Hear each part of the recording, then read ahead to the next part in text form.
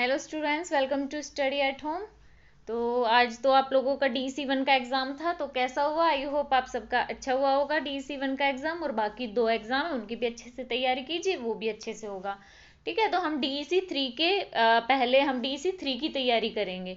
तो इसके जो बड़े 10 मार्क्स के क्वेश्चंस आएंगे ना, उनकी तैयारी करेंगे। तो काफ़ी बड़े बड़े हो जाएंगे प्रश्न। तो मैंने इसमें ना इस वाले वीडियो में 6 प्रश्न लिए हैं। ठीक है, उनके आंसर आप लोगों के साथ डिस्कस करूंगी। तो पहला है, शिक्षा के क्षेत्र में टैगोर और फ्रोबेल के योगदान के बारे में बताना है। नेक्स्ट हमें ICDS की विशेषताएं बतानी है। मानसिक मंदता क्या है या उसके लक्षण क्या है, उसके बारे में हम डिस्कस करेंगे। नेक्स्ट, प्रमस्तिष्क घात वाले जो बच्चे हैं ना, उनके लक्षण क्या है और इसका प्रमस्तिष्क घात बीमारी का क्या कारण है, इसमें देखभाल कैसे करनी है और घर पर ही प्रारंभिक प्रशिक्षण कैसे करना है इन बच्चे का, ये सब हम देखेंगे इसमें। अगला हमारा प्रश्न रहेगा, अक्षमता, क्षति और विकलांगता में हमें अंतर बताना है, इनमें अंतर स्पष्ट कीजिए। फिर छठा प्रश्न रहेगा, ये 3 तरह से कैसे भी पूछ सकते हैं, इसका आंसर एक ही रहेगा। वो पूछ सकते हैं एग्जाम में कि बच्चों में व्यवहार संबंधी कठिनाइयां समस्याएं क्या है वो बताइए। बच्चे के आक्रामक व्यवहार से आप कैसे निपटेंगे, या बच्चे का व्यवहार समस्यापूर्ण कब होता है। तो देखते हैं, चलिए इनका आंसर। पहला है, शालापूर्व शिक्षा के क्षेत्र में टैगोर और फ्रोबेल का योगदान है। तो पहले हम देखते हैं फ्रोबेल का क्या योगदान है। अब फ्रोबेल कौन थे? फ्रोबेल जो थे, उन्होंने बच्चों के लिए शिक्षा संबंधी प्रयास की समग्रता पर बल दिया, यानी कि बच्चों की जो शिक्षा है ना, उसके ऊपर उन्होंने बल दिया। उनके फ्रोबेल के अनुसार ना, बच्चों की जो वृद्धि और विकास होता है वो एक आंतरिक शक्ति द्वारा होता है, यानी कि इनर स्ट्रेंथ होती है, बच्चों के अंदर से होती है। ठीक है, उसके द्वारा निर्देशित होता है। फ्रोबेल के अनुसार बाल्यावस्था होती है, उसका एक अलग ही स्पेशल होती है, वो अलग मूल्य होता है और उसकी अपनी ही सृजनात्मकता होती है। इसलिए अध्यापकों को ना बच्चों की इस अवस्था को ना आदर भाव से देखना चाहिए, और इस अवस्था को इस अवस्था में ना बच्चों के साथ ऐसा व्यवहार करे कि उनके साथ ना समझदारी के साथ व्यवहार करे और बच्चों का मार्गदर्शन करें। फ्रोबेल ने इसमें इस बारे में क्या कहा है बच्चों के बारे में, कि बच्चों की अपनी जो निजी क्रिया है वही शिक्षा का प्रमुख साधन है। ठीक है, तो ये शिक्षा के बारे में कहा है फ्रोबेल ने। अब फ्रोबेल ने और क्या कहा है कि जो बच्चे होते हैं ना, उनका जो डेवलपमेंट होता है वो खेल से ज्यादा होता है। खेल बच्चे के डेवलपमेंट के लिए, विकास के लिए बहुत ज्यादा उनका विकास का अनिवार्य अंग है। इसलिए बच्चों को ना मुक्त व प्राकृतिक विकास जो होता है ना बच्चों का, वो खेल के द्वारा होता है। उनके अनुसार, फ्रोबेल के अनुसार, खेल शिक्षा का ही एक मतलब माध्यम है। ठीक है ना, शिक्षा का अभिन्न अंग है, यानी कि बच्चे खेल द्वारा सीखते हैं।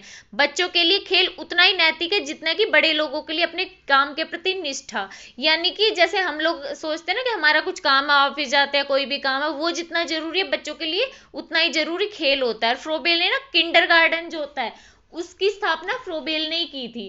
अब जो इन्होंने किंडरगार्टन की स्थापना की थी, उनकी जो किंडरगार्टन की जो संकल्पना है उसके बारे में हम देखेंगे। जो किंडरगार्टन होता है ये एक जर्मन भाषा का शब्द है जिसका मतलब होता है बच्चों का बगीचा, है ना। फ्रोबेल के अनुसार बच्चे व पौधे जो होते हैं ना एक जैसे होते हैं, जैसे कि दोनों की वृद्धि और विकास दोनों एक तरह से होते हैं, उनमें समानता होती है। जैसे हम बीज बोएंगे और जैसा बीज बोएंगे वैसा ही तो पौधा उगेगा, है ना। वैसे ही क्या, हम बच्चों के अंदर भी जितनी बच्चों की मनोवृत्ति, प्रवृत्ति, मनोवेग जैसे बच्चों के अंदर डालेंगे बचपन में, वैसे ही बच्चे बड़े होके वयस्क जब बनेंगे ना, वैसे ही बच्चों के अंदर विचार रहेंगे। उस टाइम वैसी की वैसी बच्चों की मनोवृत्तियां बनती जाती हैं।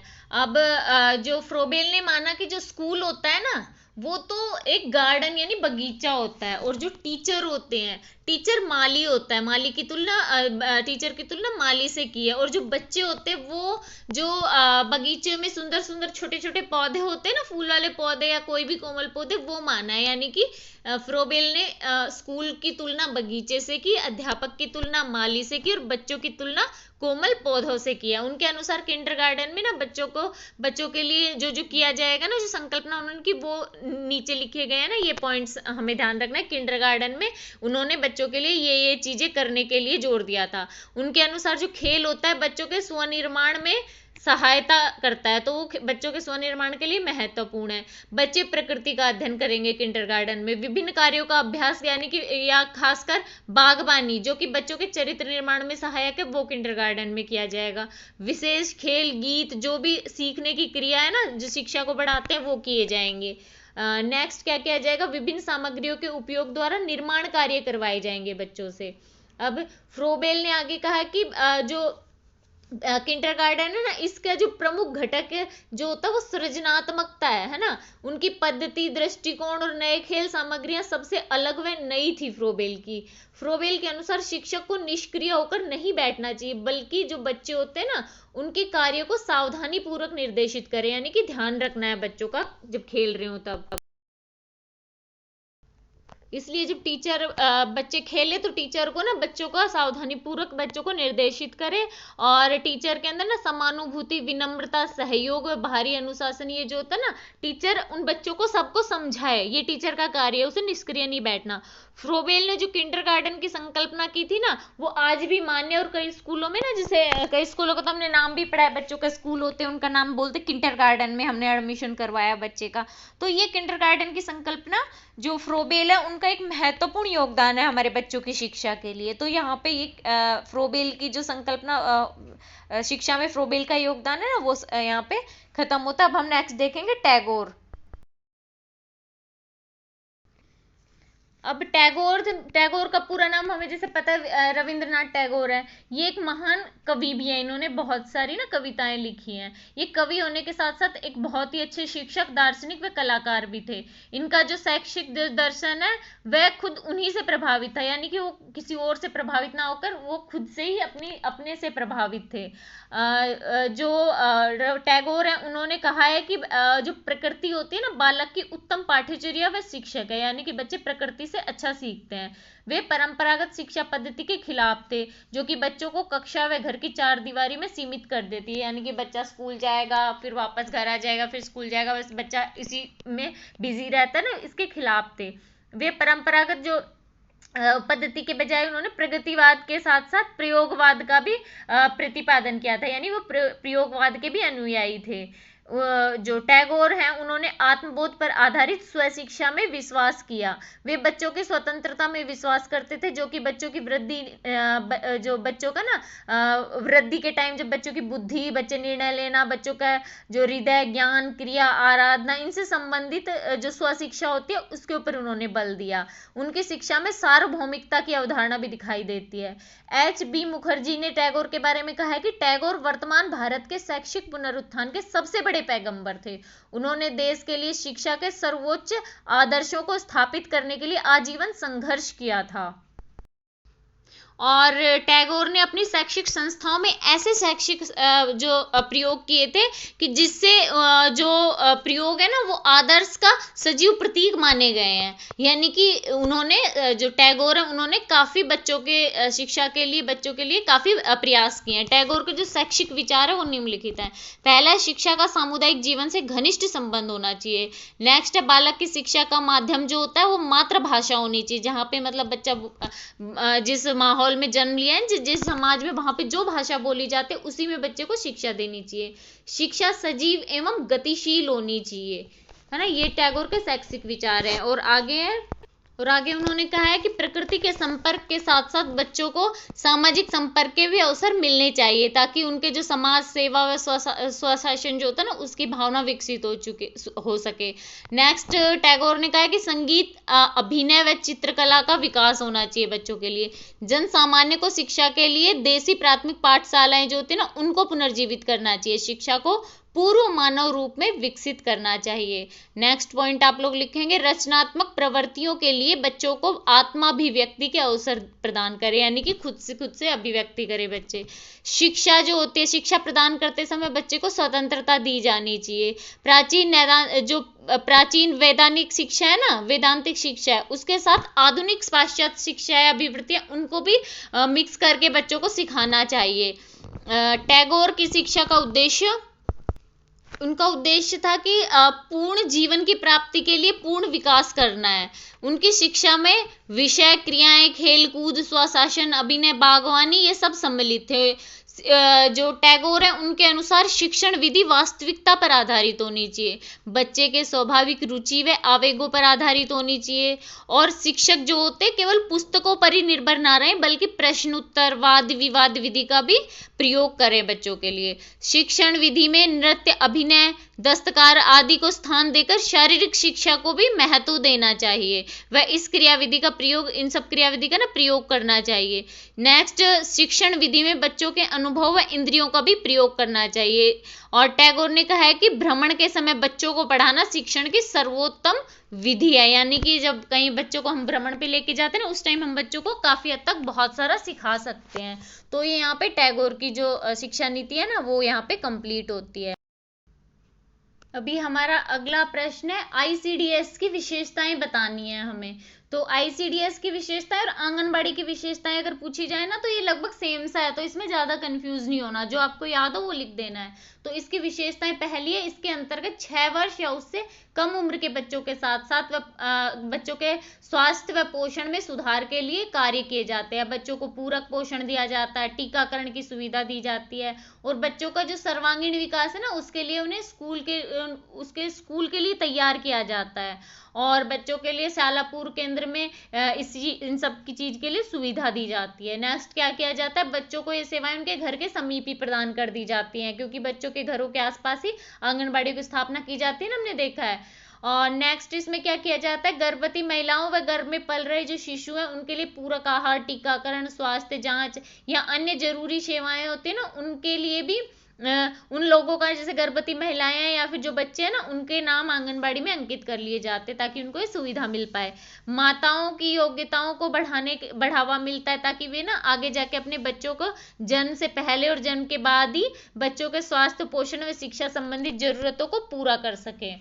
अगली विशेषता, नेक्स्ट स्थानीय कर्मचारी होते हैं ना, वो घर के पास के जो स्त्रियां होती हैं, बच्चे, इन सबको सारी जरूरी सेवाएं प्रदान करते हैं, तो बच्चों को ना आगे जाके कोई दिक्कत नहीं होती, और स्त्रियों को भी गर्भावस्था में स्तनपान जब करवाते उस टाइम सही से पोषण वगैरह मिलता है। इस प्रकार जो आईसीडीएस है, इसकी विशेषताओं के कारण बच्चों व महिलाओं द्वारा अन्य लाभार्थियों को भी इससे जुड़ने के लिए प्रेरित किया जाता है। तो ये कुछ आईसीडीएस की विशेषताएं हो गई। नेक्स्ट हमारा प्रश्न था कि मानसिक मंदता क्या है, या फिर इसके मानसिक मंदता से जो बच्चे पीड़ित है ना, उनके लक्षण या विशेषताएं कैसी है। तो सबसे पहले मानसिक मंदता बताएंगे हम। मानसिक मंदता का मतलब है कि वह असामान्य साधारण बौद्धिक कार्य क्षमता जो कि बच्चे या व्यक्ति की विकासात्मक अवस्थाओं को प्रकट करती है और उनके अनुकूलतम व्यवहार में कमी या हास से संबंधित होती है, यानी कि बच्चों की किसी भी जो बच्चे व्यवहार करते हैं ना, उसमें कोई भी कमी हो तो वो सब होता है, वो मानसिक मंदता होती है। मानसिक मंदता जो होती है, इसमें जो बच्चे होते हैं दूसरे लोगों की सहायता पर उन बच्चों को आश्रित रहना पड़ता है।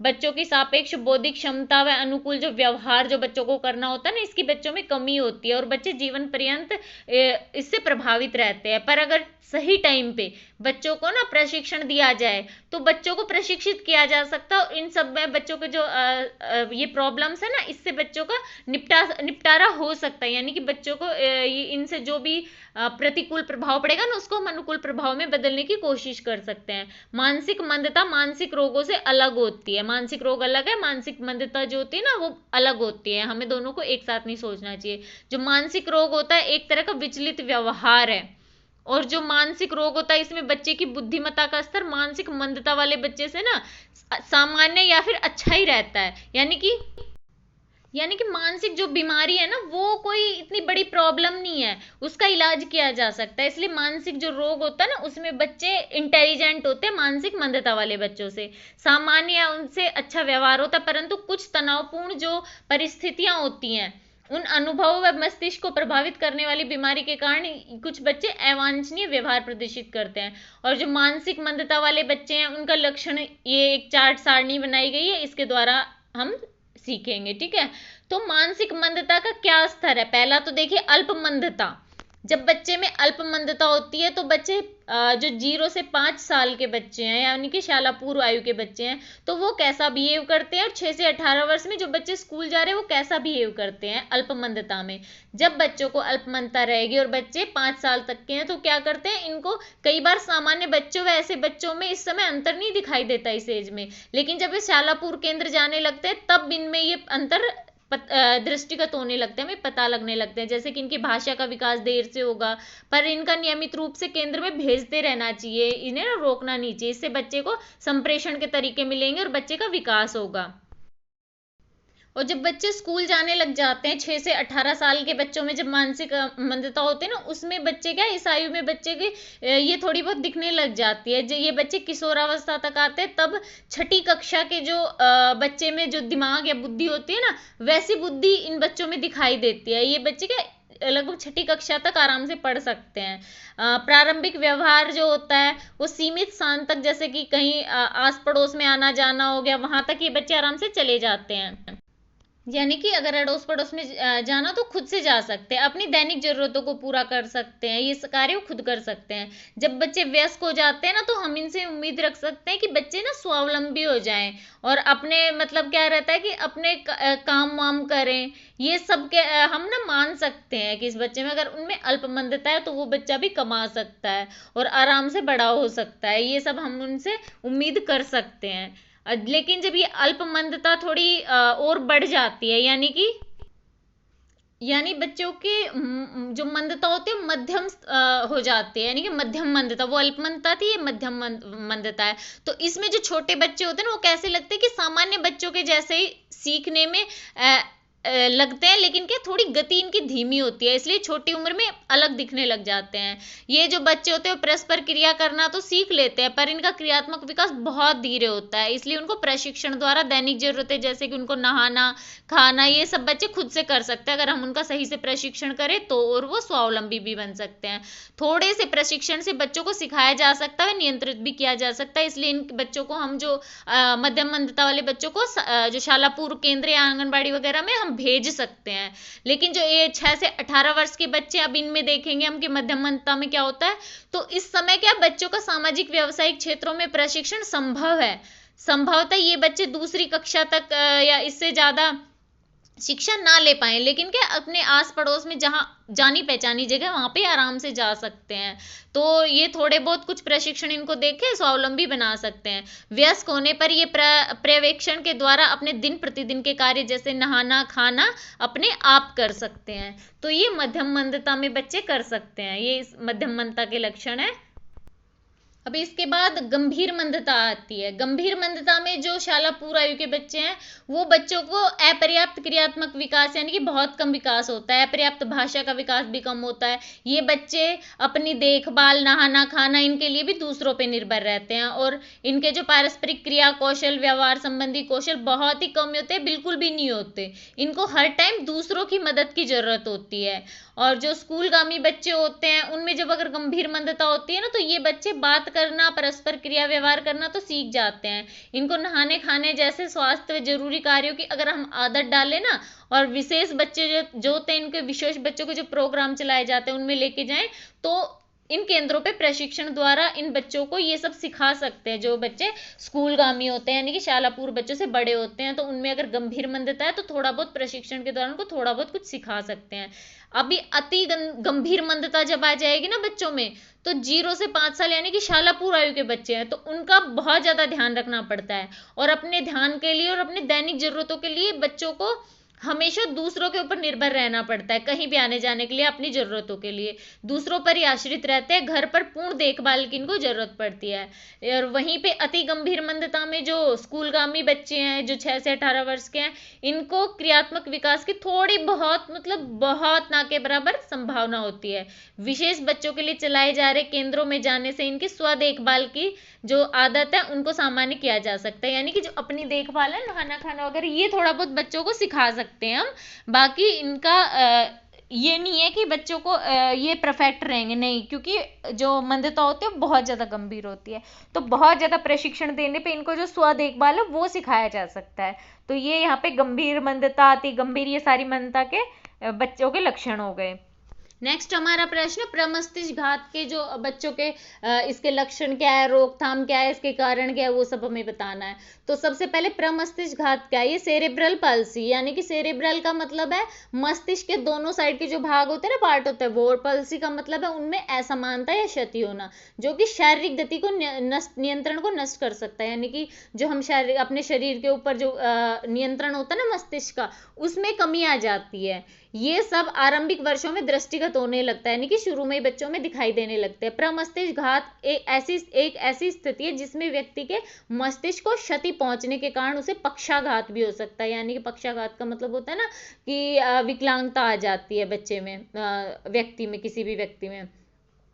तो इसमें पक्षाघात भी हो सकता है और शारीरिक अंगों में कमजोरी आ सकती है, स्थूल और सूक्ष्म क्रियात्मक विकास होता है, वो नहीं होगा, इन गतिविधियों का समन्वय नहीं बन पाता। तो बच्चे को या जो इस मनुष्य को जिसको भी ये बीमारी होगी उसे चलने या कुछ भी पकड़ने में दिक्कत होती है। यह रोग लगभग हर देश व हर प्रकार के परिवारों में पाया जाता है और लगभग 300 में से एक बच्चा इसी बीमारी के साथ जन्मता है या फिर जन्म के तुरंत बाद इसको ये रोग हो जाता है। बच्चों को अच्छा जीवन देने के लिए थेरेपी, विशेष शिक्षा, उच्च व नवीन तकनीकों द्वारा इन सब का प्रयोग करके बच्चों के लिए थोड़ा अच्छा जीवन दे सकते हैं। इसके कई प्रकार हैं, प्रमस्तिष्क घात में ना कई बीमारियां हैं, अर्थात प्रमस्तिष्क घात में बच्चों को जो समस्याएं दृष्टिगत होती हैं वे समस्याएं निम्नलिखित हैं। जैसे पहला मानसिक मंदता, दृष्टि दोष, नेक्स्ट है बोलने संबंधी दोष हो गया, यानी अब इसमें बोलने संबंधी दोष में 70% लिखा है, यानी कि इस मानसिक जो प्रमस्तिष्क घात है इसमें लगभग 70% जो इसके रोगियों को बोलने संबंधी प्रॉब्लम होती है। दौरा पड़ता है, इसमें श्रवण दोष हो जाते हैं, सुनने की प्रॉब्लम हो जाती है, प्रत्यक्ष ज्ञानात्मक विकार, यानी हमें पता चलता है कि उसमें मतलब थोड़ी बुद्धि की कमी आ जाती है। शारीरिक अक्षमता, ये भी इसका एक लक्षण है। एक और तो प्रमस्तिष्क घात में बच्चे की समस्याएं इतनी कम होती है कि पता ही ना चले, वहीं दूसरी ओर इतने गंभीर परिणाम इसके हो सकते हैं कि बच्चे को चलने फिरने में भी प्रॉब्लम हो सकती है। इसलिए इसके ना प्रशिक्षण के प्रयास करने जरूरी होते हैं।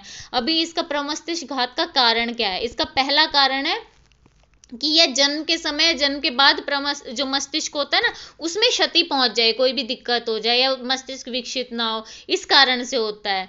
नेक्स्ट क्या, अवरुद्ध रक्त कोशिकाएं होती है ना, वो ढंग से रक्त प्रवाह नहीं हो रहा होता तो मस्तिष्क तक नहीं पहुंच पाता, तो ये बीमारी हो सकती है।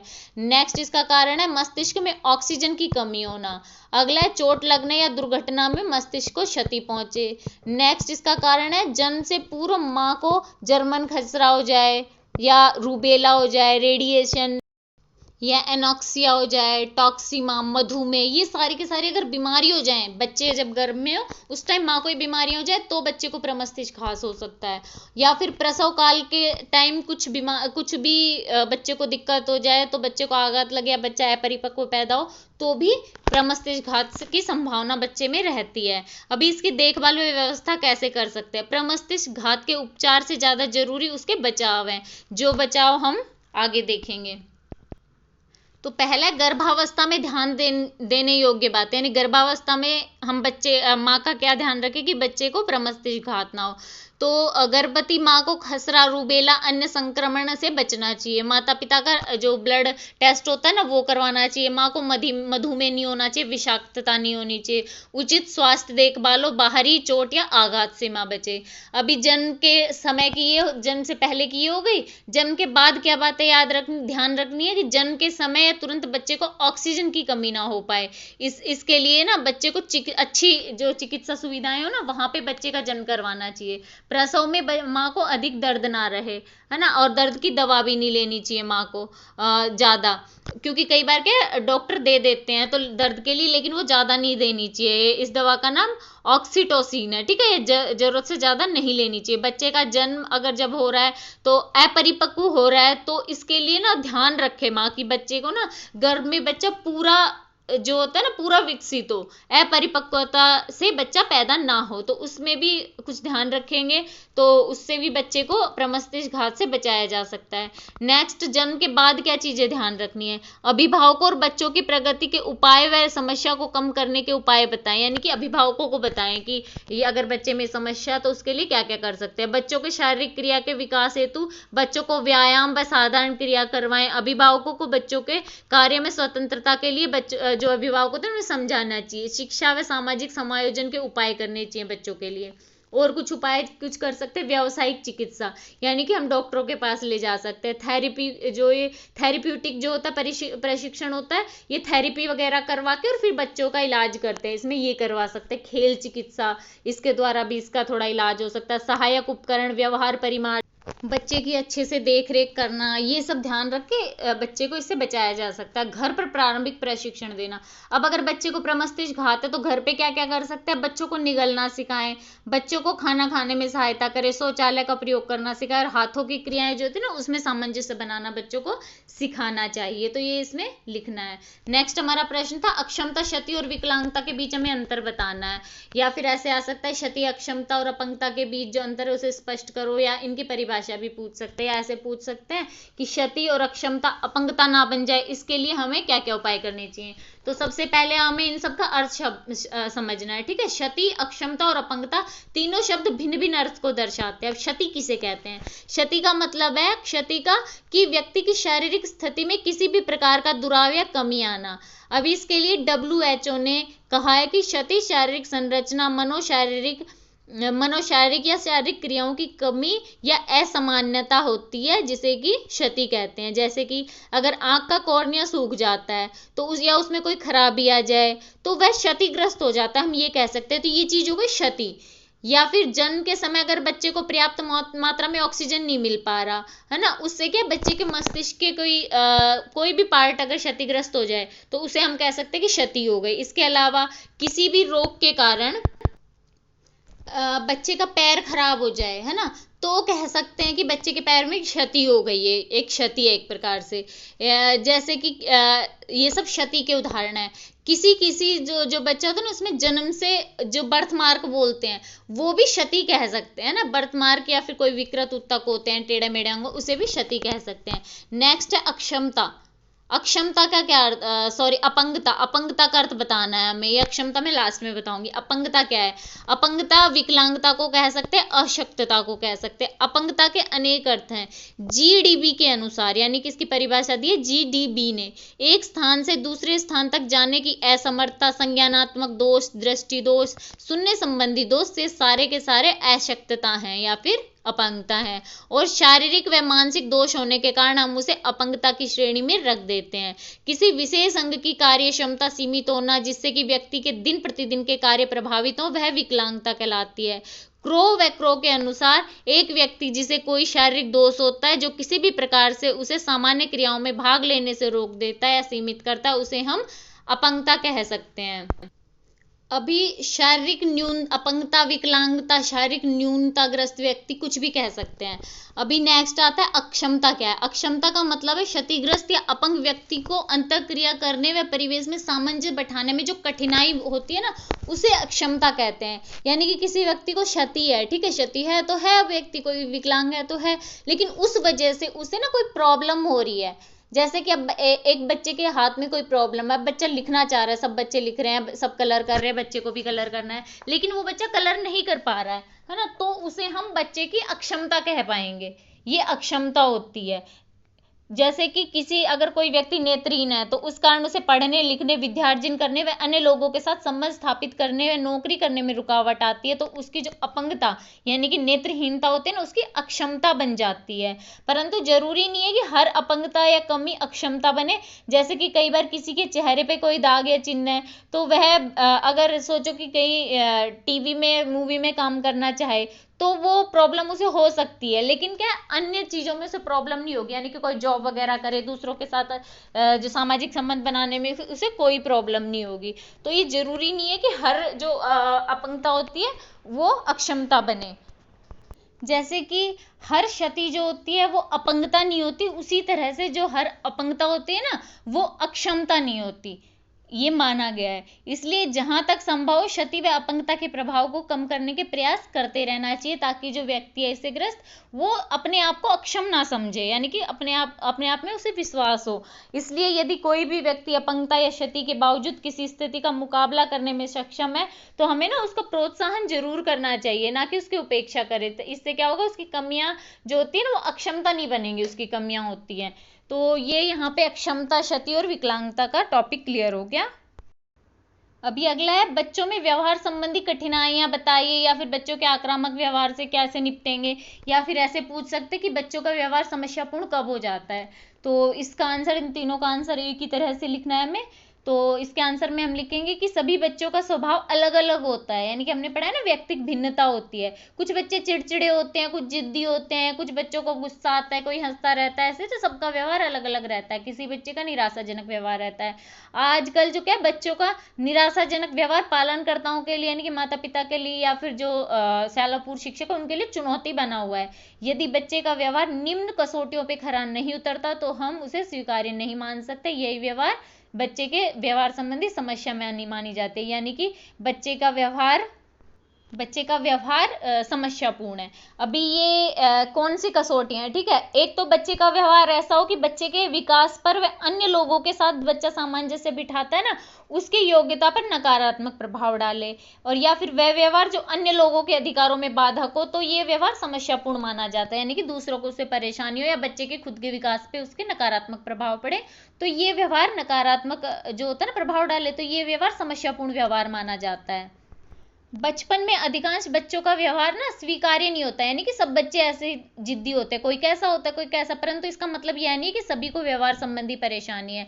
जब बच्चे महीनों या ज्यादा समय तक ऐसा व्यवहार करें ना, तो उसे समस्यापूर्ण व्यवहार माना जाता है, यानी कि वो व्यवहार समस्यापूर्ण है। तो इसलिए कोशिश करनी चाहिए कि बच्चों का ये समस्यापूर्ण व्यवहार है ना, इससे निपटाया जा सके। अब ये व्यवहार कैसे होता है, जैसे कोई बच्चा अत्यधिक शर्माता है, चोरी करते हैं बच्चों को डर लगता है काफी, ये सारे के सारे बच्चे के व्यवहार संबंधी समस्या। अब इसके कारण क्या है, पहला विकास प्रक्रिया के फलस्वरूप जो परिवर्तन है वो है, विकास के प्रत्येक अवस्था में बच्चे की अपनी जरूरतें होती है और उनको पूरा करने के लिए जब बच्चे करते हैं ना, उनमें कुछ प्रॉब्लम्स भी आती है, जैसे कि शैशवावस्था, बाल्यावस्था, किशोरावस्था में बच्चे के जो बौद्धिक, सामाजिक व भावात्मक विकास होता है, तो उसके लिए बच्चों को अनेक चीजों के साथ बच्चों को सामंजस्य बिठाना पड़ता है।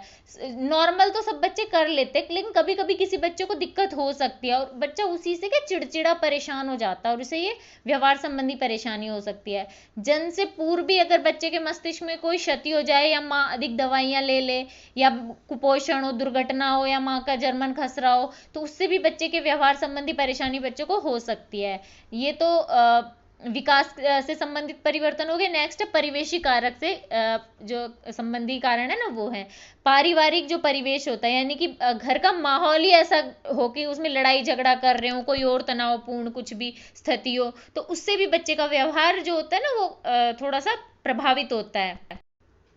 नेक्स्ट जो प्रारंभिक बाल्यावस्था देखभाल व शिक्षा केंद्र में, इनमें भी जैसे अगर बच्चा जाए, उसकी उपेक्षा हो, दोस्त ना बना पाए, खुद को अकेला महसूस करे, तो बच्चे में समस्या आ सकती है। नेक्स्ट समुदाय में क्या है, उनके समुदाय में सोचो कि लगता है कि एक व्यवहार है कि कोई वहां पे चिल्लाना, लड़ाई करना आम माना जाता है, तो दूसरी जगह वो समस्यापूर्ण व्यवहार माना जाएगा। ये सब हम बच्चे के समस्यापूर्ण व्यवहार मान सकते हैं। अभी इनसे निपटने के लिए हम क्या कर सकते हैं, है ना। इसके लिए हम क्या करेंगे, बच्चे का व्यवहार जब समस्यापूर्ण बन जाता है तो बच्चे आक्रामक व्यवहार प्रदर्शित करने लगते हैं। तो उसमें बच्चे क्या करते हैं, अपने पैर पीटते हैं, पैर को जोर से पटकते हैं, दूसरों बच्चों को पीटते हैं, उनको नोचते हैं, गलत भाषा का प्रयोग करते हैं, चिढ़ाते हैं और उनपे थूकते हैं। तो ये बच्चे करने लग जाते हैं आक्रामक व्यवहार में और दूसरों के प्रति आक्रामक हो जाते हैं। इनसे निपटने के लिए ना क्या कर सकते हैं हम, पहला, हर बार बच्चे को दंड ना दें, क्योंकि बच्चे को ना दंड की आदत हो जाती है और उसका कुछ असर नहीं होगा, इसलिए दंड की जगह बच्चे को प्यार से समझाएं। नेक्स्ट हम क्या कर सकते हैं, बच्चा हमारा ध्यान अपनी ओर आकर्षित करने के लिए, जैसे अगर गुस्सा करे, चिड़चिड़ाओ, आक्रामक व्यवहार करे, तो उसके तरफ ना ऐसा ध्यान ही ना दें उसे, या फिर ऐसा काम करने लग जाए जो बच्चे को पसंद हो, कि अच्छा ये जैसे बच्चा चिड़चिड़ा सा होने लग रहा है, दिख रहा है हमें कि बच्चा भी गुस्सा करेगा, तुरंत उसकी पसंद की कोई पोएम सुना दे या उसकी पसंद का कोई खाना दे दे। तो इससे क्या बच्चे को थोड़ा सा व्यवहार करने का टाइम नहीं मिलेगा, आक्रामक व्यवहार करने का। नेक्स्ट, बच्चा ऐसा करे तो उस पर ध्यान ही ना दे, लेकिन जब बच्चा स्वीकार्य अच्छा व्यवहार करे तो उसको शाबाशी दे, वेरी गुड बोले और उसकी पसंद की कोई चीज दे। परंतु अगर बच्चे के ऊपर ध्यान ऐसा नहीं है कि हम बिल्कुल ध्यान ना दे, बच्चा जैसे किसी को मार रहा है, पीट रहा है ना, तो अगर ऐसी स्थिति हो तो ध्यान देना है, ठीक है। नॉर्मल थोड़ा बहुत कर रहा है तो ठीक है, उसको इग्नोर करें, लेकिन ज्यादा कर रहा है ना, तो उसको पीछे से पकड़ ले, या जैसे किसी को धक्का मारने लग रहा है बच्चा तो उसे पीछे से जोर से पकड़ ले उसके हाथ, और जब तक वो शांत ना हो जाए तब तक उसे पकड़े रहे, और बाद में उसको बताएं जब वो शांत हो जाए कि आपने ये गलती की और आगे से ये हमें देखना नहीं है, आप ऐसा करोगे नहीं, ठीक है। इस तरह से बच्चे को समझाएं। नेक्स्ट हम क्या कर सकते हैं, बच्चा जब सामान्य व्यवहार करे तो बच्चे को पुरस्कार दें, जैसे कि बच्चों को स्टार बना के दे सकते हैं, और बच्चा ये काम करना, और बच्चा कुछ ऐसा काम करना चाहिए ना, मुझे ये काम करना, अगर वो अच्छा हो सही हो तो बच्चे को करने दे। नेक्स्ट क्या कर सकते हैं, बच्चे के परिवार से बात करें, उससे हमें पता चल सकता है कि परिवार में भी अगर देखो ऐसा ही माहौल है ना, या फिर परिवार में उसे बच्चे को डांटते मारते हैं, आपस में झगड़ते, कोई भी प्रॉब्लम हो वो हमें पता लगेगी, उसका हम फिर समस्या का समाधान करेंगे। परिवारजनों को समझाएं कि अपना व्यवहार बदले ताकि बच्चे